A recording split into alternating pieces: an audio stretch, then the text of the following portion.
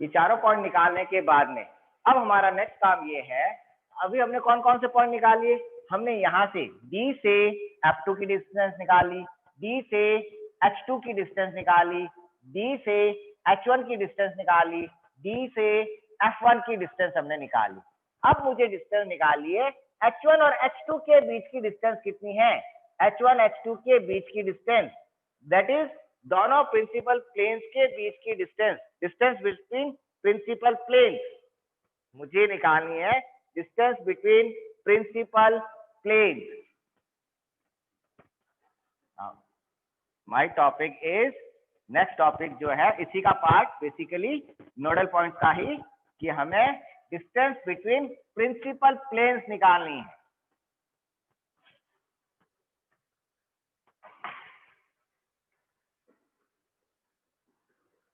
Distance between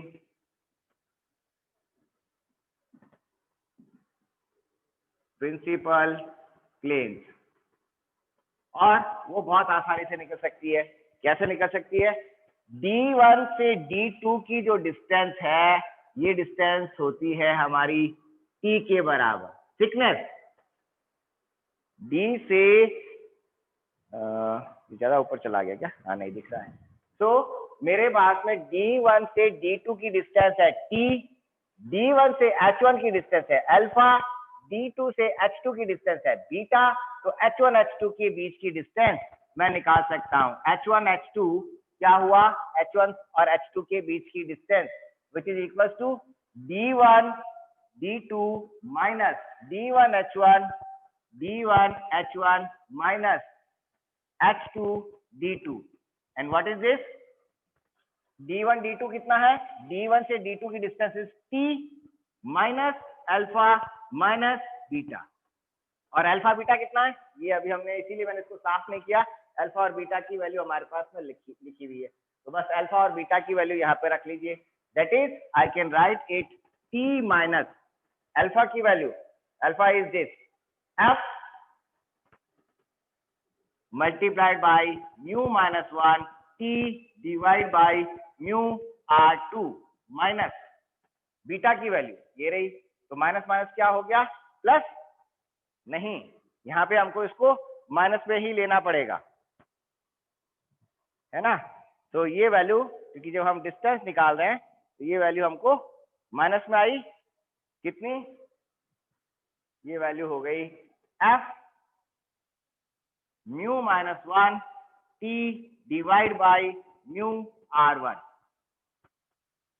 T common ले लीजिए आप, F की value, what is F, F है हमारी फोकल लेंथ, और F कितनी है, F हमारे पास में जो हमारा फॉर्मूला है F का 1/F is equal to mu minus 1 bracket में 1/R1 minus 1/R2 plus mu minus 1 T divide by mu R1 R2। ये है हमारा 1/F का फॉर्मूला। तो मैं इससे F की वैल्यू निकाल सकता हूँ, एंड F की वैल्यू मेरे पास में क्या आ जाएगी, F की वैल्यू निकालूंगा तो एलसीएम मैंने ले लिया, तो एलसीएम लेने के बाद में मेरे पास में F की जो वैल्यू है वो कितनी आ जाती है, F इज इक्वल टू हो जाएगा μ1 R1 R2 divide by μ1 R1 R2। जब मैंने एलसीएम ले लिया उसको ऊपर लिख दिया, तो ये म्यू माइनस 1 तो एज इट इज मल्टीप्लाई में है, ब्रैकेट में हो जाएगा R2 minus R1 and mu multiply होगा म्यू R2 माइनस R1 हो जाएगा, यही होता है ना। तो ये हो गया यहाँ mu R2 minus mu R1 plus mu minus 1 T। ये मेरे पास में वैल्यू आ गई। मैं नीचे वाली लाइन को साफ कर देता हूं।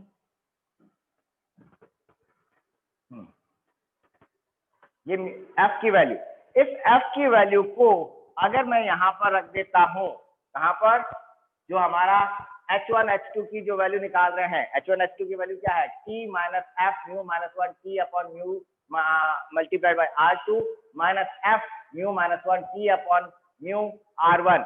अब देखो f की जगह अगर मैं इस पूरी वैल्यू को यहाँ पे रखता हूँ और f की वैल्यू यहाँ पे रखता हूँ, तब क्या होगा, म्यू कैंसिल हो जाएगा और म्यू r1 यहाँ से कैंसिल हो जाएगा, म्यू r2 यहाँ से कैंसिल हो जाएगा। तो मेरे पास में h1 h2 की जो फाइनल वैल्यू आएगी वो कितनी आ जाएगी, दोनों प्रिंसिपल प्लेन्स के बीच की डिस्टेंस h1 h2 की डिस्टेंस वो मैं निकाल सकता हूँ। वो वैल्यू मेरे पास में आ जाएगी h1 h2 की डिस्टेंस की r1 plus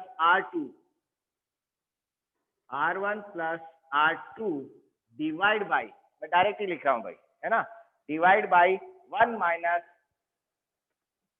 mu r1 minus r2, ये मेरे पास में वैल्यू आ जाएगी। r2 माइनस r1, सॉरी उल्टा लिख दिया, r2 माइनस r1, ये मेरे पास में वैल्यू आ जाएगी किसकी, दोनों प्रिंसिपल प्लेन्स के बीच की डिस्टेंस। आप ये वैल्यूज रख के देख लीजिएगा, ये आपकी फाइनल वैल्यू है h1 h2 दोनों प्रिंसिपल प्लेन के बीच की डिस्टेंस। देन अभी मैंने ये फॉर्मूला इसलिए साफ नहीं किए, इन दोनों फॉर्मूले में एक और चीज हमको मिल रही है, अल्फा फर्स्ट प्रिंसिपल प्लेन की distance, beta second principal plane की डिस्टेंस। दोनों को अगर मैं डिवाइड करूं, अल्फा और बीटा को डिवाइड करो, अल्फा डिवाइड बाय बीटा अगर मैं करता हूं तब मुझे क्या मिलेगा, if I divide alpha divide by beta, alpha को बीटा से डिवाइड करेंगे तो यहाँ पे क्या है, mu F mu minus 1 T F mu minus 1 T cancel हो जाएगा, डिनोमिनेटर में म्यू म्यू कैंसिल हो जाएगा, पीछे क्या रह जाएगा, r2 पीछे रह जाएगा, इधर r1 पीछे रह जाएगा एंड माइनस साइन पीछे रहेगा। तो मेरे पास में जब मैं दोनों को डिवाइड कर रहा हूं तो मुझे क्या मिल जाएगा, तो मुझे मिल गया alpha divide by beta is equal to हो गया मेरे पास में r1 divide by r2 minus, और I can write it alpha r2 is equal to beta minus beta r1, एक रिलेशनशिप मुझे ये और मिल गई, is equal to minus r1।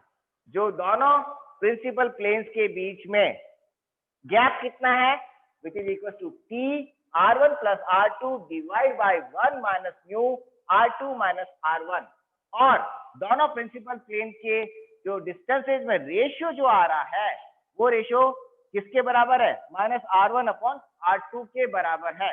जो रेशियो जो आ रहा है प्रिंसिपल प्लेन्स के बीच का रेशियो, ये नाउ नेक्स्ट, ये जो प्रिंसिपल प्लेन का हमारे पास में फॉर्मूला आया h1, पहले चलो इसको लिख लो फिर आगे करते हैं, नहीं तो फिर क्या ज्यादा हो जाता है। आप लोग सामने होते ना तो मैं आराम से और मैं इसको कर सकता था। This is a ratio of, it is what is this, ratio of principal distance of principal planes, ratio of distances of principal plane,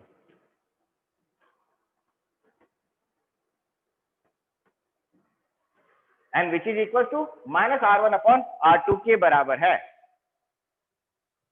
ratio of first principal point to the second principal point is minus r1 r2,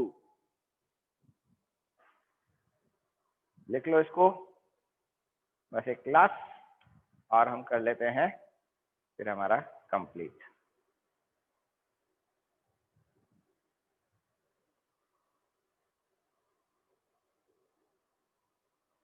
कोई doubt हो तो पूछते रहना भैया।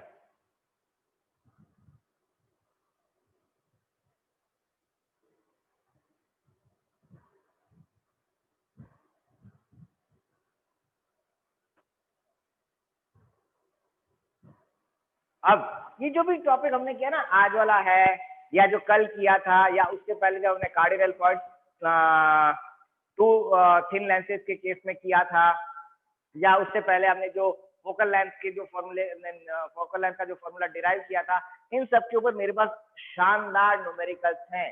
इससे खूब सारे numericals आ सकते हैं, हजारों तरह के न्यूमेरिकल्स बन सकते हैं। आपको अलग अलग प्रिंसिपल पॉइंट की वैल्यू फाइंड आउट करनी है, अलग अलग केसेज में फोकल पॉइंट की वैल्यू फाइंड आउट करनी है, इमेज की पोजीशन फाइंड आउट करनी है। तो इस पे हमारे पास में न्यूमेरिकल क्वेश्चंस बहुत ज्यादा है। मैं इसलिए कह रहा हूँ न्यूमेरिकल क्वेश्चंस क्योंकि हम इस टॉपिक को फर्स्ट यूनिट को कल कंप्लीट कर लेंगे। कल एक छोटा सा टॉपिक है 5 मिनट का, कल हमारी ये यूनिट कंप्लीट हो जाएगी। फिर बाद में मैं आपको असाइनमेंट दूंगा, उसमें न्यूमेरिकल क्वेश्चंस भी हैं और थ्योरेटिकल क्वेश्चंस भी आएंगे।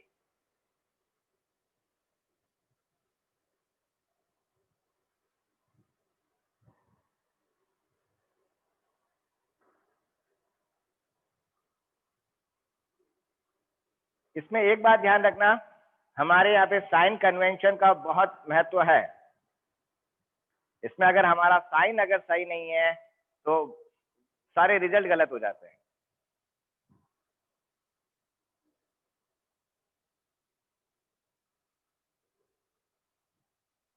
तो मुझे मालूम है मैंने एक दो जगह जानबूझ के गलत लिखा था, साइन को मैंने नहीं लगाया है। मैं इस उम्मीद में नहीं लगाया था कि आप उसको देखेंगे और आप मुझे बताएंगे कि सर यहाँ पे ये साइन गलत हो रहा है। और अभी भी इस फॉर्मूले में मैंने साइन गलत लिखा है। मैं चाह रहा हूँ कि आप उसको देख के मुझे बताएं।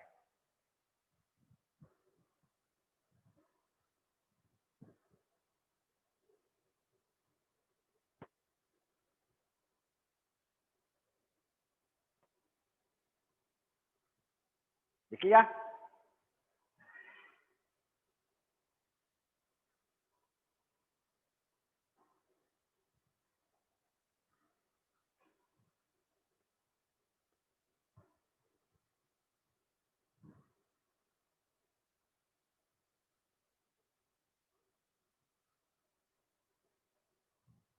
साइन का ध्यान रखना।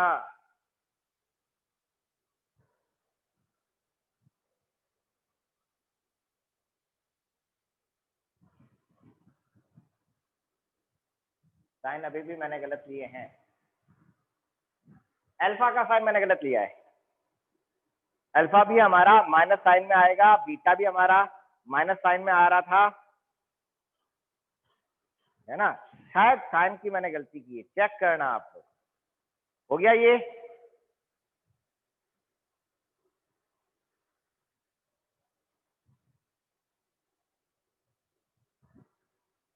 भरत, शिवांगी, ओके। शिवांगी,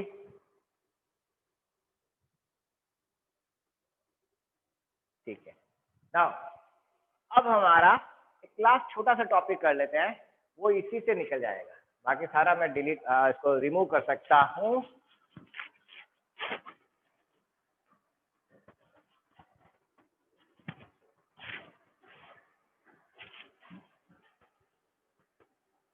कल शिवांगी आप जब वापस मीटिंग रिकनेक्ट हुई थी तब आप नहीं थे, तब भी वो टॉपिक चल रहा था और उसके बाद में 5-7 मिनट मैंने और पढ़ाया भी था। आप वो वीडियो देख लेना, कल वाला आपका वीडियो आधा हुआ था, पूरा लास्ट वाला आपने टॉपिक छूट गया था। नाउ ये हमारे क्या आया, दोनों प्रिंसिपल प्लेन के बीच का गैप कितना, टी r1 टी ब्रैकेट में r1 plus r2 divide by 1 minus mu r2 minus r1। That means जो प्रिंसिपल प्लेन का गैप है वो किस पे डिपेंड कर रहा है, r2 माइनस r1 पे और r1 प्लस r2। चलिए r1 प्लस r2 में तो कोई फर्क नहीं पड़ेगा, यहाँ पर फर्क पड़ेगा। जैसे जैसे r की वैल्यू, r2 की वैल्यू अगर r1 से कम हो जाएगी, r2 की वैल्यू सेकंड सरफेस अगर मेरे पास में उसकी वैल्यू कम हो जाती है या फर्स्ट सरफेस की वैल्यू मेरी बढ़ जाती है, तो नीचे वाली वैल्यू मेरी साइन चेंज हो जाएगा। और ओवरऑल 1 माइनस जब मैं कर रहा हूँ तो ओवरऑल भी मेरे इनकी प्लेन के बीच प्लेन की पोजीशन चेंज हो जाएगी। ये क्या है, दोनों हमारे प्रिंसिपल प्लेन्स है। किसके प्रिंसिपल प्लेन कैसे हैं, मेरे पास अगर इस तरह का ये मैंने लेंस बनाया तो इस लेंस में मेरे पास में ये मेरा थिक लेंस, इस थिक लेंस में प्रिंसिपल प्लेन्स मेरे first principal plane, second principal plane, इन दोनों के बीच का ये जो गैप है ये अभी हमने यहां से निकाला है। अब ये गैप किस पे डिपेंड कर रहा है, it depends on the separation between principal planes. this, the separation between principal planes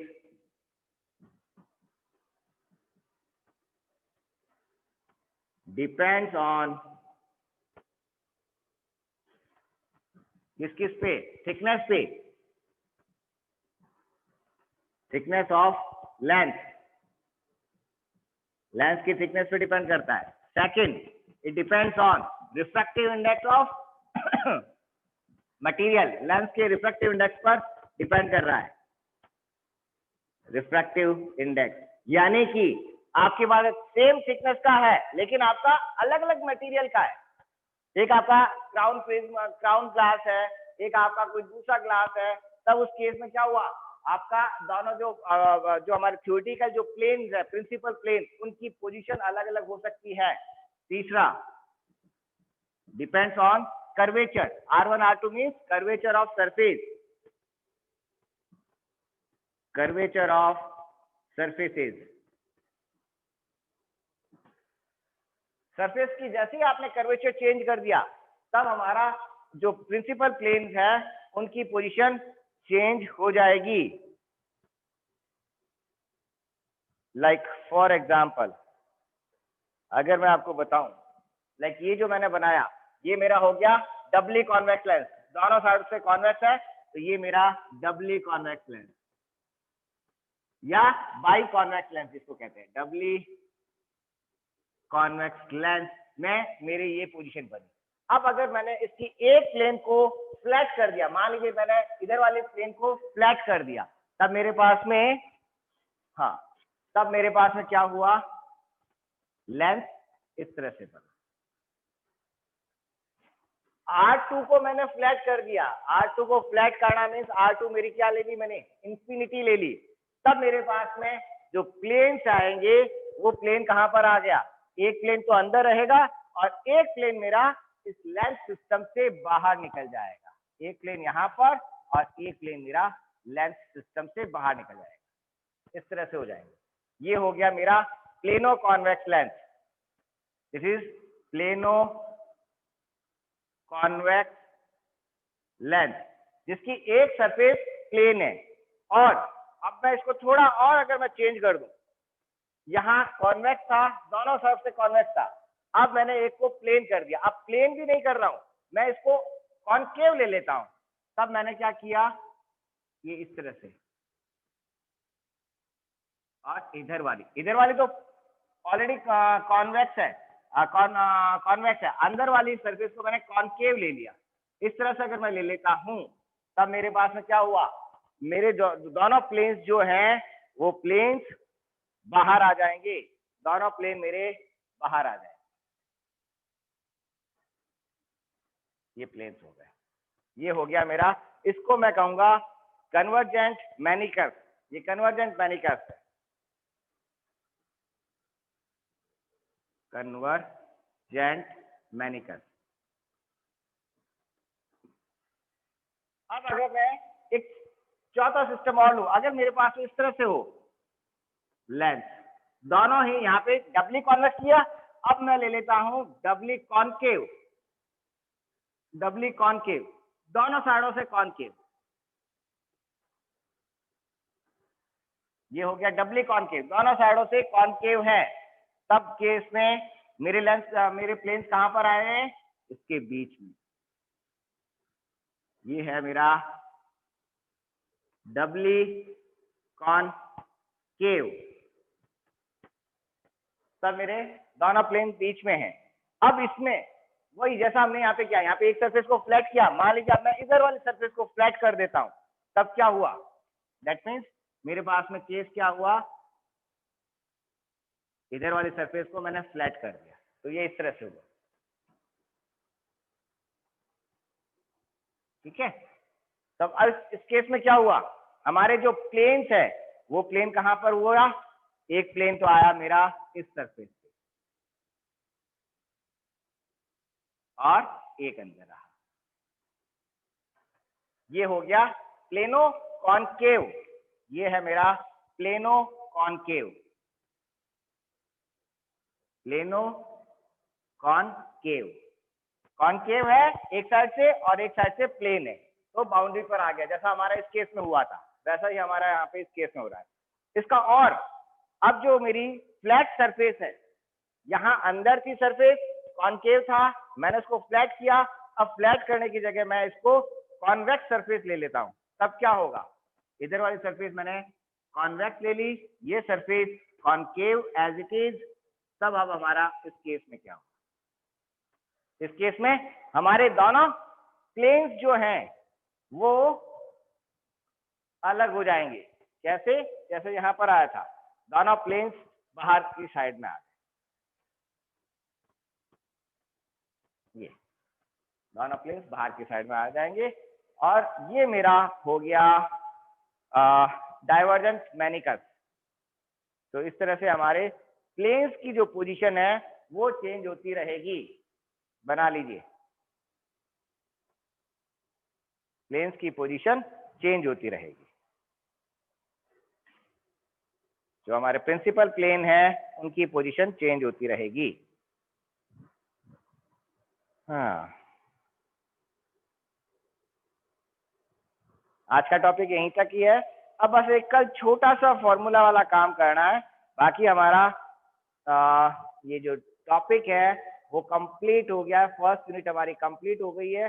कल मैं हार्डली 5-10 मिनट के अंदर हमारा कवर हो जाएगा, फर्स्ट यूनिट जो है वो कंप्लीट हो जाएगी। कल सुबह हमारी 9 बजे क्लास है, 9 बजे वाली क्लास के अंदर हमारी फर्स्ट यूनिट कंप्लीट हो जाएगी।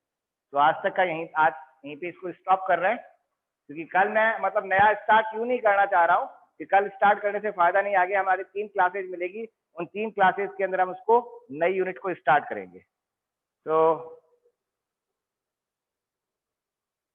इसको लिख लीजिए, फिर वी विल क्लोज।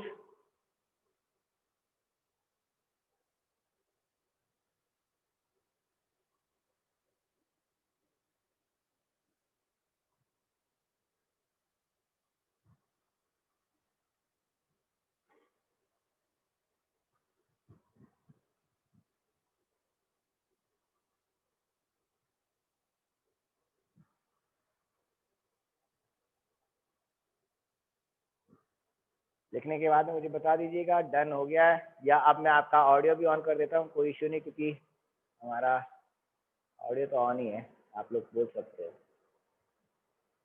आपके वहीं से बंद है ऑडियो।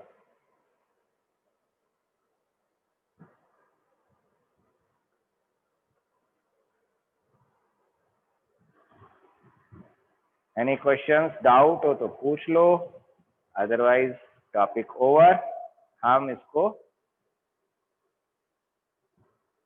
डन, ठीक है। शिवांगी हो गया?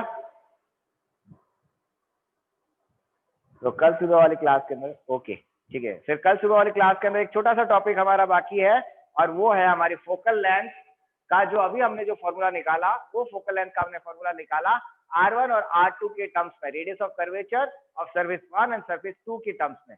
अब सरफेस 1 और सरफेस 2 के केस में नहीं निकाल के हम फोकल लेंथ के फॉर्मूले में, जो सरफेस 1 की फोकल लेंथ और सरफेस 2 की फोकल लेंथ, यानी F1 और F2 के टर्म्स में जो हमारा जो थिक लेंथ है उसकी हमको फोकल लेंथ निकालनी है, उसको हम कल करेंगे। मेरा क्वेश्चन है, कल पूछ सकता हूँ? हाँ, कल पूछ लेना, कल आराम से, कल पूरे हम फ्री है, कल 10 मिनट में हमारा टॉपिक कवर हो जाएगा, फिर आप पूछ लेना, ठीक है? ओके, क्लोज करूँ मीटिंग? ओके।